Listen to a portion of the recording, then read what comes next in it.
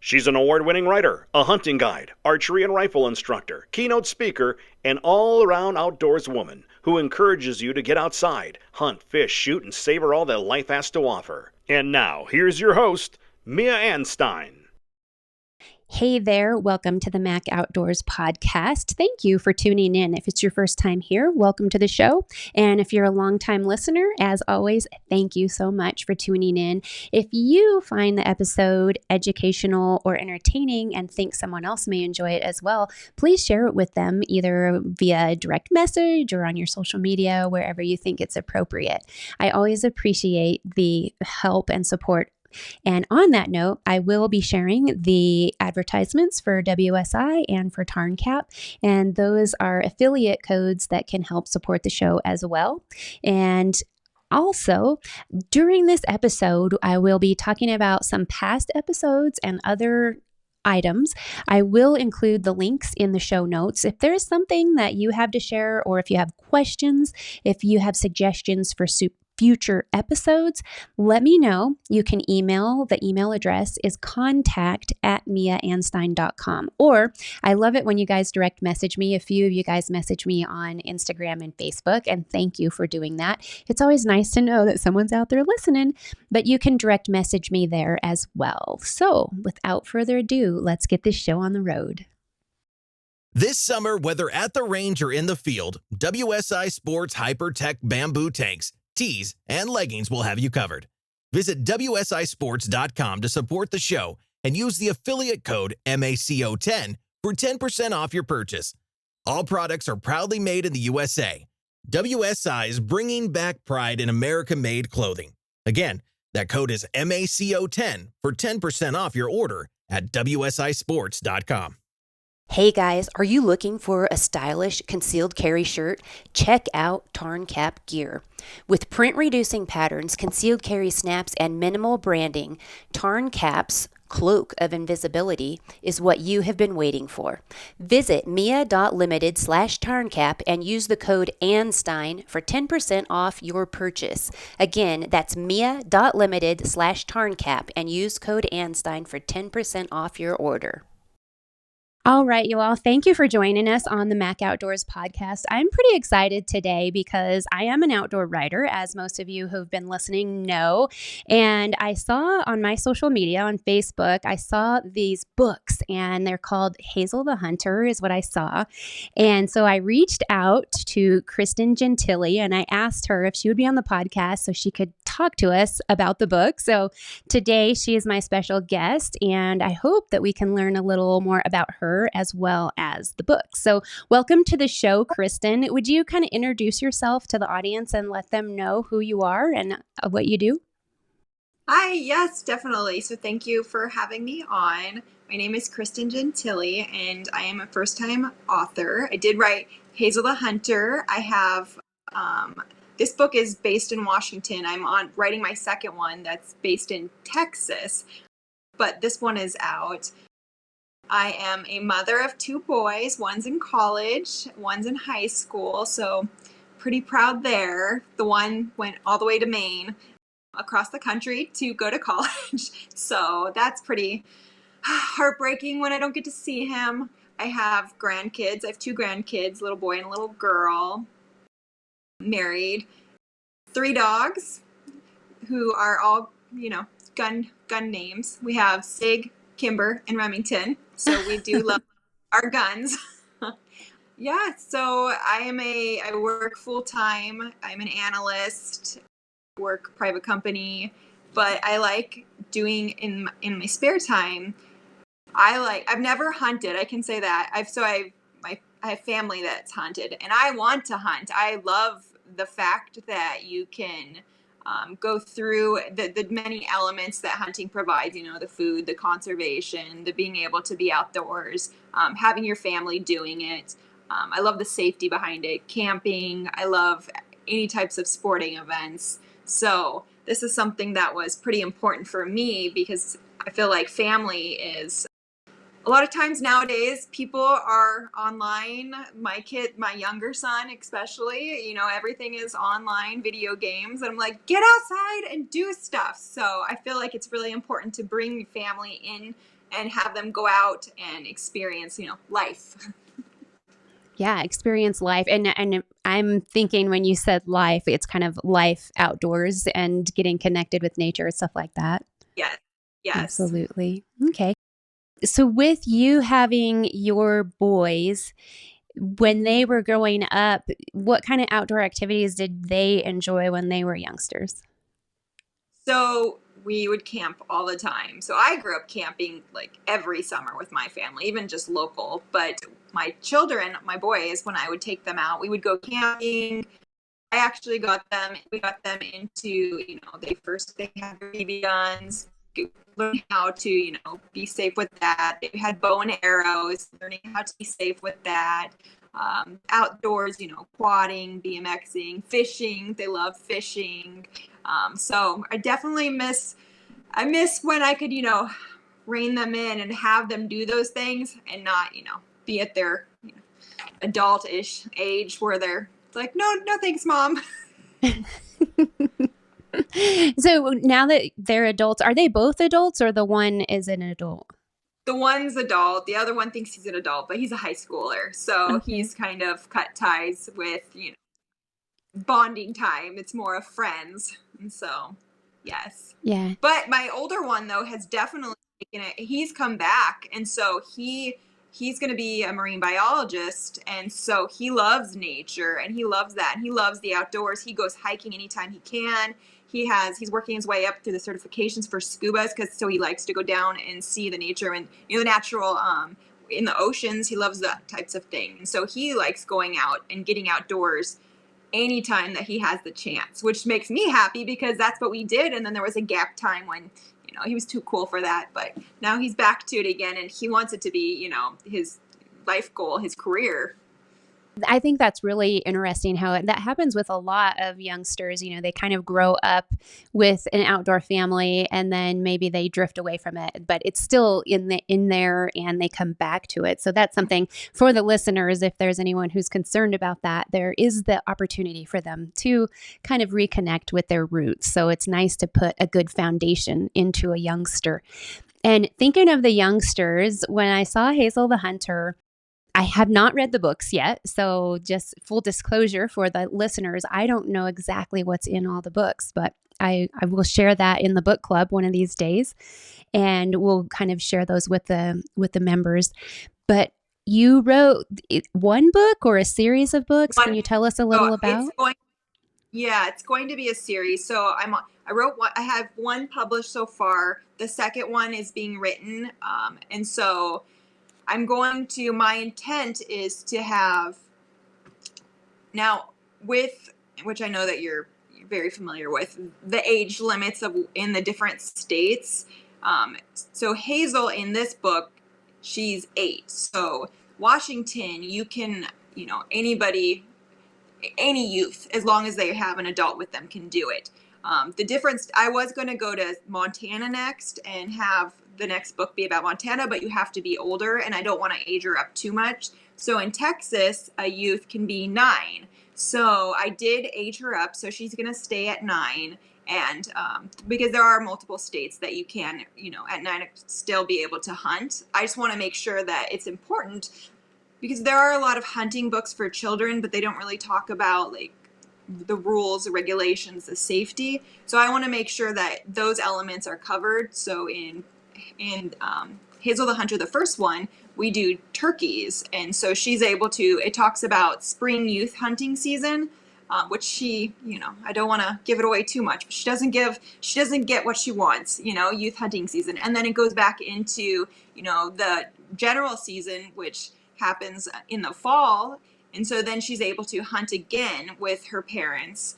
It talks about safety, the hunter's education classes. It talks about PPE, eye safety, ear safety, talking about the way that you should hold a gun versus, you don't want to just have it all over.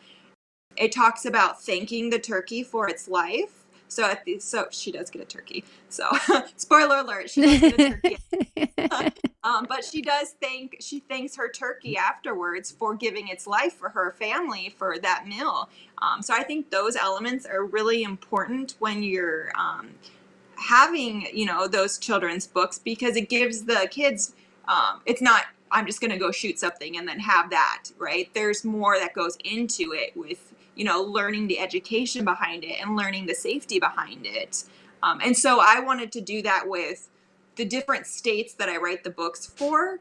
And so with Texas, it's going to be a white-tailed deer. And so she's able to, at 9, she's going to go down and visit her grandparents. We don't actually live in, of course it's fictional, right?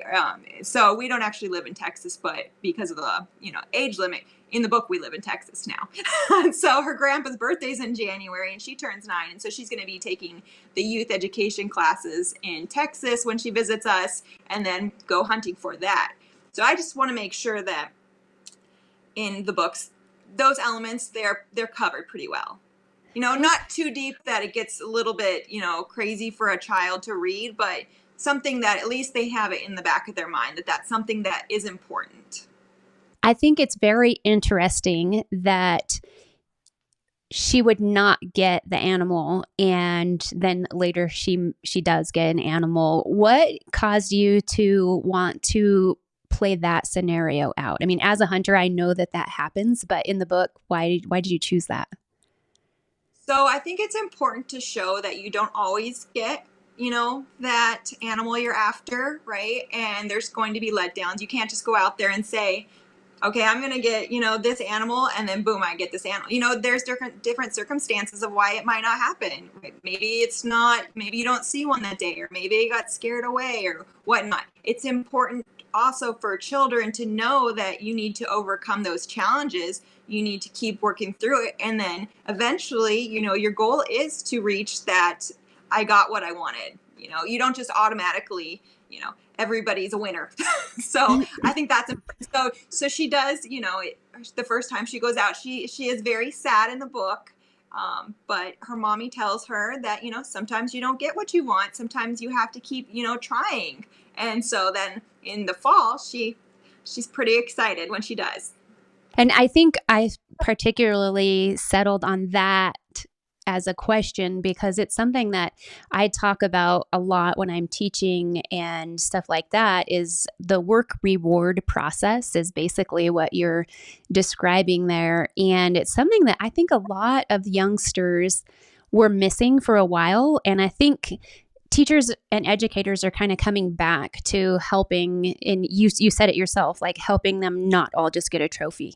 And so that they understand you do have to work to get something. So I think that is a really great point that you're kind of teaching underlying message in that book, that there is some work that must go into it.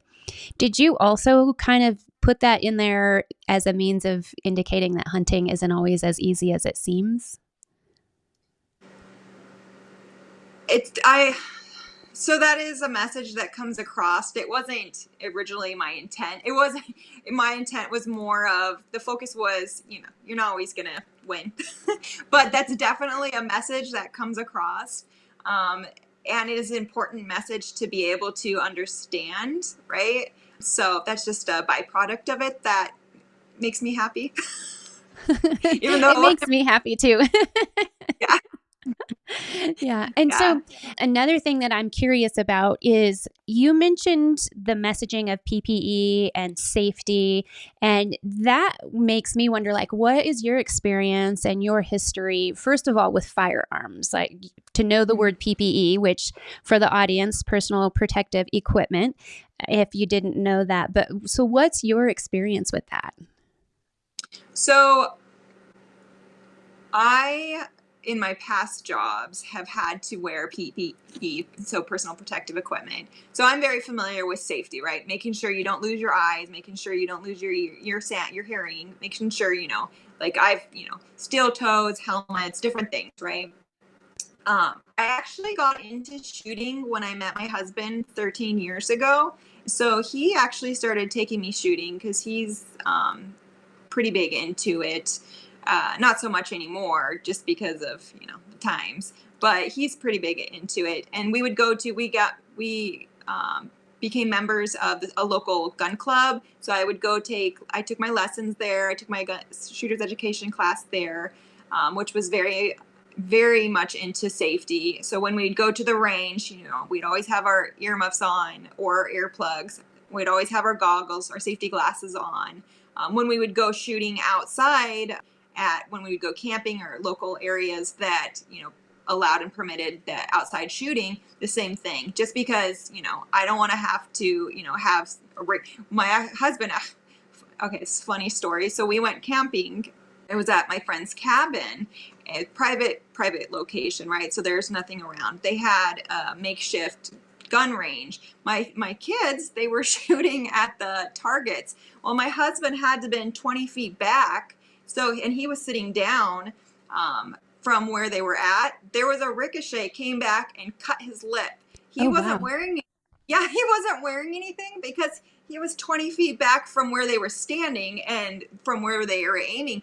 It was probably another 20 feet. So about 40 feet it ricocheted. So PPE is very important. So now even if, you're sitting there observing, then it's really, I believe, important that you wear that stuff, because you never know what's going to get you. And you don't. So Hazel's dad talks about, we don't aim at people because we don't want to shoot anybody. We always have the gun, pointed a certain direction. We always wear our glasses because mommy and daddy would be sad if you lost your pretty eyes. So they talk about, why it's important, because, you never know what could happen. With this book, do you also teach safety at ranges, or is it just pretty much the book you're trying to educate youngsters? Yes, I'm trying to educate through the book. I always thought it would be fun to be, and I thought it would be important for me to be a guns range master. I never got past, after COVID, we actually ended up we stopped going to the gun range, so I didn't actually progress. But it's something that I was looking into because I thought that it would be important and a great mission to be able to. I am actually a trainer partially in my regular job. So I love training. I train adults. But I think it'd be important to train children and youth on a topic that there's so much controversy on that, I feel that's an important thing. And for me, I feel like in the future, that's something that I'm going to work towards still once we can come back to, life's hectic and chaotic right now. But I'm like, okay, I have a plan. Once my younger one's out of high school, I will have the free time that I'll be able to commit myself again to the things that are important to me. So that is a goal, because I do think it's important. And I do think that too many people are too harsh on the topic, and that, even if you don't hunt, it's still important to understand the elements that are with, gun use, hunting, being able to protect yourself, all the rights. That's something that I was curious about as well in thinking about you writing a book. And you mentioned that you would like to get started or learn about hunting. Have you taken Hunter Ed already, and then you're just looking for the time and the space to learn to hunt, or what kind of steps have you done already? So I've done online. Yes. I just haven't actually gone and hunted. Uh-huh. So we have family that hunts, but they do it with their other side of the family. So I don't really have anybody that I know that hunts that would be in a circle that I could partake in. So I've looked into where you go and you meet up with the group and you're specifically learning to hunt. So I've looked into those. There's not too many in Washington that is accessible for me. So I think that maybe, going through and finding another. That's why I think it's important to look at the different states too and what's out there and the rights. And Washington's really not a huge gun fan, so there's just not a. Yeah. And I'm sitting here trying to think, just so you know, I did an Empowered Women's series, and about the past 15 or 20 episodes, I think. And talked about all different ways for women to get involved with either hunting or shooting. And I was just sitting here kind of racking my brain trying to think if anybody mentioned Washington. And I don't remember that in particular, but I will include in the show notes some links to some of those episodes of the groups that have a more broad reach. And then also there are a lot of the groups that welcome non-residents, and some of the events when they're on private land, such as you mentioned Texas about your second book, some of those don't require hunter education for some of the events, depending on what it is. Whereas I know some of the ones where I mentor, it's like we want everybody should take hunter education. So that's kind of how we do ours. But I will share that in the show notes. And I'll also, if I can find any that specifically do Washington State, I'll share that with you directly, Kristin, just so you have it as a resource. Some of the groups, I know in Oregon, I went and taught at Candy Yao. She's been a past guest on the show. She has a ladies hunting camp experience, and people come from all over the country to go to this experience, and they teach how to call maybe turkeys or ducks or different birds. It depends on which instructors she has there, because she kind of rotates and tries to give a variety. But you'll learn how to call, maybe learn how to use the dogs and how they're trained to hunt birds if you're doing upland hunting or something like that. And she also does archery. I taught hunting rifle while I was there. She does tracking and blood trailing, and just a whole different variety of experiences for the ladies. And what I gained from that was just there is such a community and camaraderie that comes out of those camps, where you just end up with like lifelong friends that you have in the industry. So just that bit of information for you and for the listeners, that will be in the show notes as a resource. Awesome. Thank you. Yeah, Yeah. that's something that I want to look into, especially Oregon's close. Yes. And that's why I thought of her camp, because that's when I was thinking of Washington, I was like, the closest that I know off the top of my head is Oregon, which is not too far away from you, but big states, I guess, out west. And of course, you're always welcome to come to any of our events. I will share them as they come up. But we do, with the Safari Club International Foundation, we do some mentored hunts for newer hunters. And, if you're new to waterfowl or new to big game or whatever, and we've got we're kind of done for this year until fall, and then we'll have some fall events coming up, but I'll let you know about those as well. And so if you're signed up, for the listeners, if you're signed up for the newsletter, you'll see some of those in my newsletters. And for you, Kristin, I can send you those directly just as I see them in your area to kind of help you. Because a question for you, what do you see as the biggest challenge to trying to get into hunting?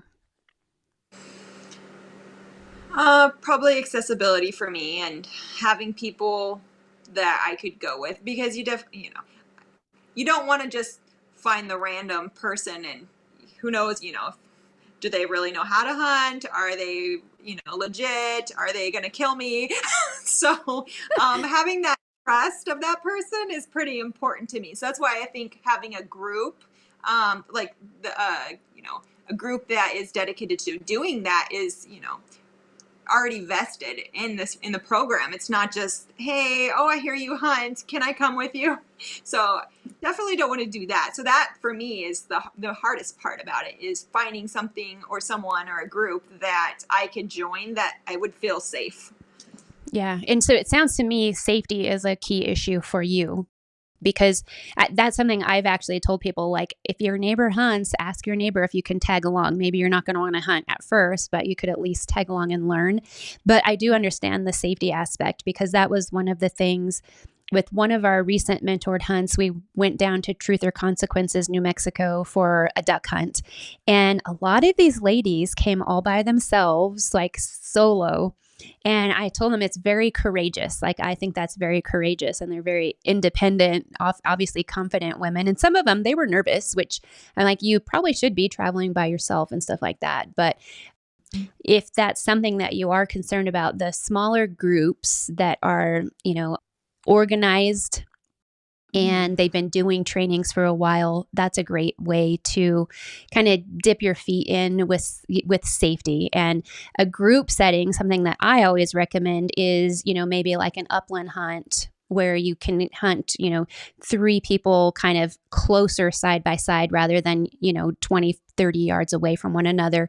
You can actually hunt closer and talk and not have to be ultra quiet while you're hunting and worry about scaring the game off and stuff like that. So those are some different suggestions that I have for getting started with hunting.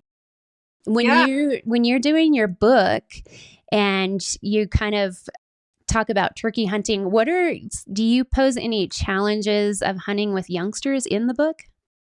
No, so in the book, it is primarily they are isolated. There's not other people around. It's the mommy, the daddy, and Hazel.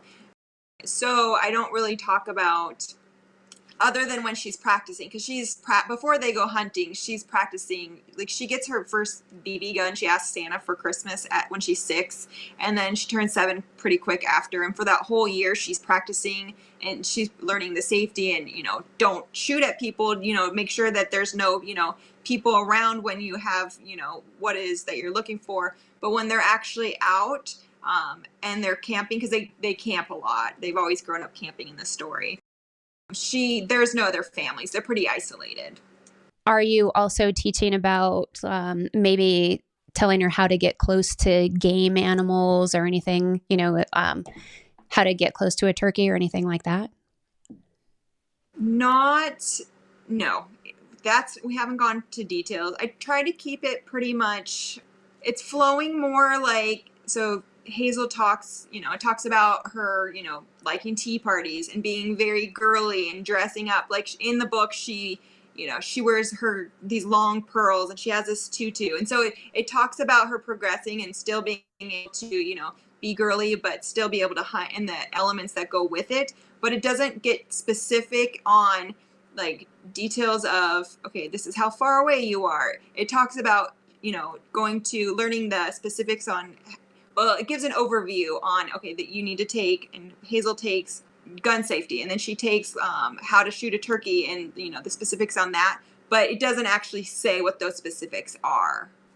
When you wrote the book, you're thinking of what age demographic or audience were you kind of thinking of with the book?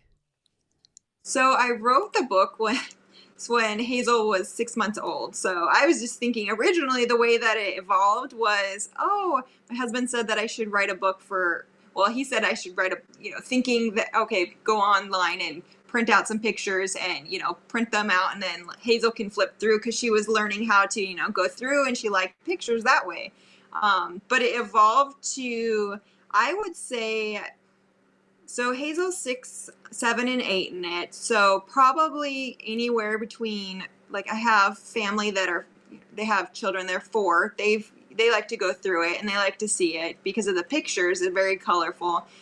I don't think that it's probably geared for people or kids maybe over 12. So I would say under 12, when they're still into those fictional books that, talk about, fun characters, but still have the safety of it. So I try to keep it very engaging. Would you think, I know what my thoughts were when I first saw the ads for the book. Would that be an appropriate, do you put them in the library, or would you buy them as gifts for youngsters, or what kind of tips would you have for the book? Yeah, so that's a good question. I do know that there are some local schools that have put them, that they've gotten copies of them. I've had a book reading, and I had some people buy some books to donate to the schools. I have people that buy them for gifts at Christmas time because I had a stock of them. I posted locally on Marketplace, Facebook Marketplace, and I met with people and they bought them for gifts for their friends and families. So whether if you have kids, great if you have kids to have it for yourself if they want to learn about it. I know I have friends that are not hunters and, they are vegan, but they still bought it for their son. So that way they could see that there are other things out there, even though they don't provide or eat any type of meat. They liked it because it is something that talks about something that happens in the world, right? So I feel like anybody, whether you hunt or not hunt, whether you have kids, like I like looking at it, and I'm not a child, but I'm a little biased. Of course. And when you're thinking of that, thinking of somebody who doesn't hunt, do you have any aspects in there that explain like why Hazel would want to hunt? Yes, because so it does talk about Hazel. She grew up, camping with her parents, ever since she was in diapers, and seeing her parents go off and hunt. So they kind of instilled it into her that that's something that you do. She kind of, by watching them, found that interest herself, and she wanted to be a hunter like mommy and daddy. And I did make it's very important because when she was little, she would watch her daddy go and hunt and come back with items, with animals. And she'd stay at the campsite with her mom because, she was too tiny. She was a little baby. But when she got her turkey, she actually was hunting with her mom. And for me, that's important. So that way shows that it's not just a daddy thing. It's not just a man thing. Mommies can go and daddies can stay at the campsite, and mommies can go and get the actual, hunt also. And so she learned to hunt in the book she learned the safety from her daddy, but she learned to hunt and actually got her turkey with her mom. That's so cool. I think that's really neat that you wound that into the plot of the story. And which leads me to one of the most important questions to me that I was going to ask you in the beginning, and I skipped over already, but I mentioned I'm an outdoor writer. And so were you a writer before you created the book? Or you said your husband, when you knew you were going to be grandparents, that said you might want to write something. What was your experience before creating the book? So I was not a writer. I'm not a writer I didn't go to college to become a writer. I do something, basically do process improvement. So, and training, which is not writing. I am the kind of person though that I feel like if I get something in my head and an idea that I'm like, why not? Why can't I do it? So in my past, I've become a ordained officiant, and so I've been wedding planning and marrying people since 2009 because somebody is like, oh, can you do our wedding week? And I was like, sure, why not? And then I just kind of evolved with that. I did bodybuilding for a year because I wanted to do a competition because somebody's like, you should do this, and I was like, okay, why not? Got into BMX for a little bit. I do pretty much if somebody gives me an idea, I'm like, yeah, I can do it. Why not? I'm like, what's the worst that can happen? I'm not going to kill anybody, So when my was like, you should write a book. I was like, oh, I should. And then it just kind of evolved to, oh, I should get this published. And it just happened. I love it. I think that's awesome because I am probably more of somebody who's maybe because I've written for a long time, but I get stuck in the process and I'm like editing and rewriting and editing, where I think it's awesome that you created this work and it's out there for everyone to purchase. How long did it take you to write the book? So, I mean, it's not a novel. It's children's books. I feel like are coming from an outsider, I feel like maybe writing a children's book is a lot easier just because it's very short and mostly pictures. But it took me 2 days to write the book. So from the time of the idea happened to, oh, I should write the book, I just kind of, threw up all the words in my computer, and then I used a programming. I love, just being able to go use the internet for anything. So I used a self-editing thing. And then after that, I decided, I was like, oh, I should, maybe I could put this on Amazon. And then somebody was like, well, why don't you reach out to some publishers? And I was like, I guess I can. So I reached out to some publishers, and it took about, there was probably about 4 or 5 that came back because I didn't reach out to too many because it wasn't something that I had, my life's work was to be an author, to write a book. That wasn't something that ever popped in my head. And so I was like, okay, well, if they don't want it, they don't want it. That's fine. But then there was a vanity press that, came back, and so they said that they would take it. And I was like, well, okay. So that whole process took almost 2 years for them to, go through their process. So the book itself took, 2 days. The process of having it published took almost 2 years. So that was a very long process. That was something I did not expect. Yeah, that sounds incredible. When you said you kind of wrote it in 2 days, how did you get the illustrations and animations? How did you decide what you were doing for that? So originally, I just so going back to so I wrote it, and then I found pictures online that I was just going to staple together because my granddaughter was 6 months old at the time, and so I was going to laminate it and stick it together. And then after, when I decided that hey, maybe I could put this on Amazon, I actually reached out through a online website looking for an illustrator, found one. She created some pictures, which was amazing. But then when the publisher came, they provided their own illustrators. So the first set of illustrations that I had that had paid for, they're not even the ones that I'm using. It's because the publisher provided an illustrator, and so I had to work back and forth. There were a lot of and the publishers in different countries too, right? So they have one in the United States, but they have them in different countries also. And so the illustrators don't necessarily, you have to tell them when you're writing the book so that it's different than the editors. You actually have to give them some blurb, some narrative of what you want the pictures to look like. And from them, they have to imagine this. So there were some pictures that came back where Hazel was shooting in the house, and I had to respond with, we don't shoot in the house in the United States. In America, we shoot outside of the house. And so I had to go back and forth. It took so long because I had to find pictures and create pictures to show them this is the kind of thing that the illustrations need to reflect. Because I've already gotten enough slack from people who do not like guns and from, PETA advocates that I did not want to have the world come down because I published a book on shooting inside your house. So that was a bit of a struggle, but we worked through it. Oh, that sounds like a process. Do the illustrations that ended up in the book, do they look anything like the ones that you and your first illustrator had created? No. Totally different? They have the same essence, but they are different. Yeah. I mean, there's certain things you can, change. There's certain things you can't. So for me, I was more of, even if this book doesn't sell, I have a book out there, even if I'm, I may not be in love with the pictures. They may not been, what was in my head, or it's still pictures that, tell the story. So I'm still happy with that. And it's something that I will never forget. And that's why I'm like, okay, we'll just keep going. It may not sometimes, and it goes back to that whole, sometimes, what you want to do and what you want to get, you can't always have, right? So sometimes you have to pivot. And so we pivot.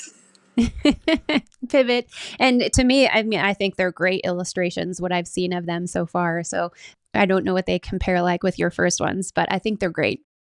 Thinking of your book and the sales, I think they would be great gift ideas for any youngster. I think it's a great idea.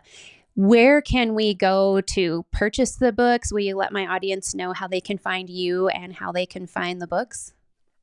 Yeah, definitely. So I am on Facebook. So if you searched Hazel the Hunter, Hazel has her own little page there that I will upload different, I was excited for today. So yesterday I was like, oh, I'm going to go on the podcast. I can't wait. And I tell the stories as we go. And where you can buy the books are Barnes & Noble. You can go to Walmart. These are all online platforms. I don't know within, each state has their own in-store, rules and sets what they do. But online, you can go to Barnes & Noble's, Walmart. You can go to Amazon. You can go to Austin Macaulay. If you Google, because I do this all the time, just sometimes I'm curious. If you just Google Hazel the Hunter, it'll come up with all the online bookstores.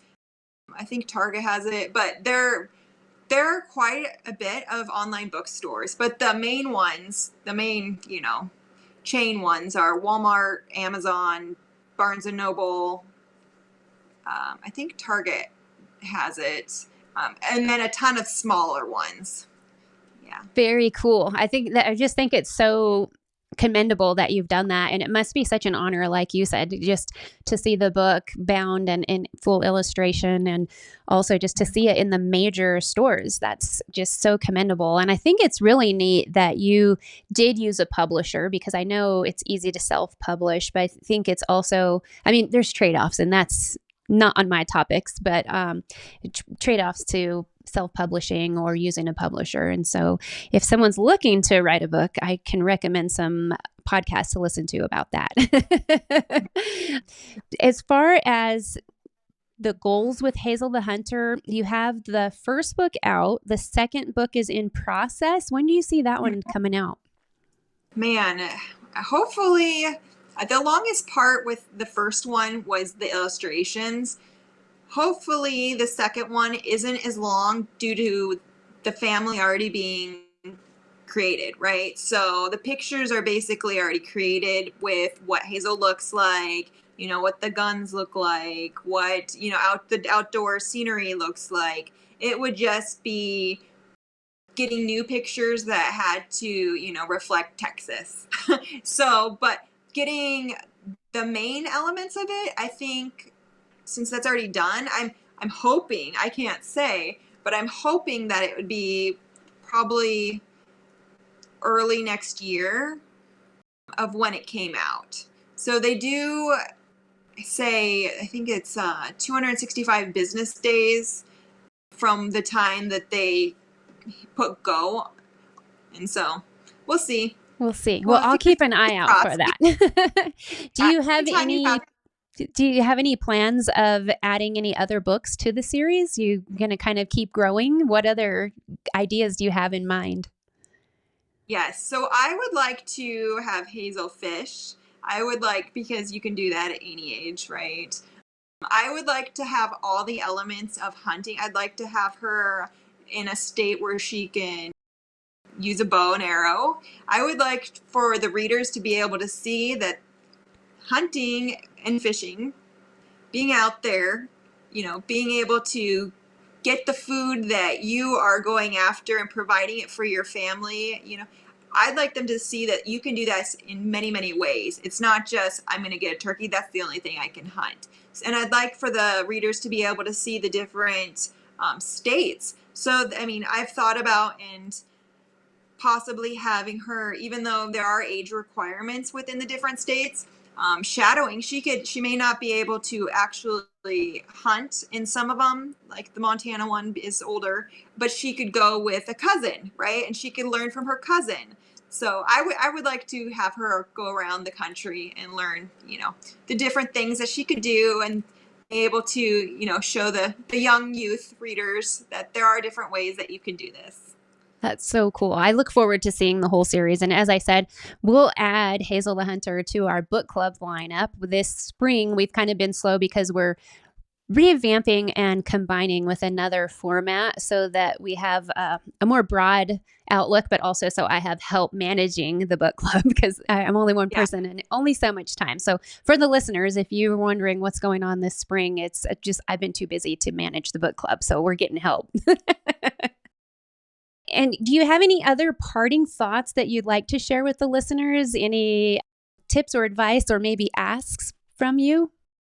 Yeah, definitely. So when it comes to writing, if it's a subject that you might be passionate about, but you're not an expert about, what I did is, like for you, I went and followed, I researched out there, and for me it was family oriented, and it was mothers, and it was women that were in those positions. For me it was doing the research and learning by finding those people and seeing how they do it, and being able to apply it that way, because you can educate through knowledge. I think knowledge is power. Knowledge is important, and if you can find the right resources, it's a really valuable tool. So for those who want to write a book, even if it's something that you have a great idea on, if you want to research the topic, go out there and find people that are in the fields like you.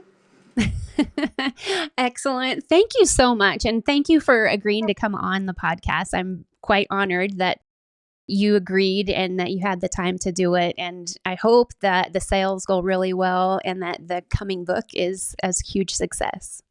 Thank you so much. All right, you all. Thank you so much for listening to Kristin and I talk about the Hazel the Hunter book. If you are looking for something as a gift for a young person, it's something that I think would be a wonderful idea. Books are always great things. I will include in the show notes links to Hazel the Hunter and to the other sites that we discussed during the podcast. And I thank you so much for tuning in and listening to the show. Hey, this is Lloyd Bailey, the Armed Lutheran, host of the Armed Lutheran Radio podcast, reminding you that the podcast you're listening to is a proud member of the Self-Defense Radio Network. Check out all the great content at selfdefenseradio.net.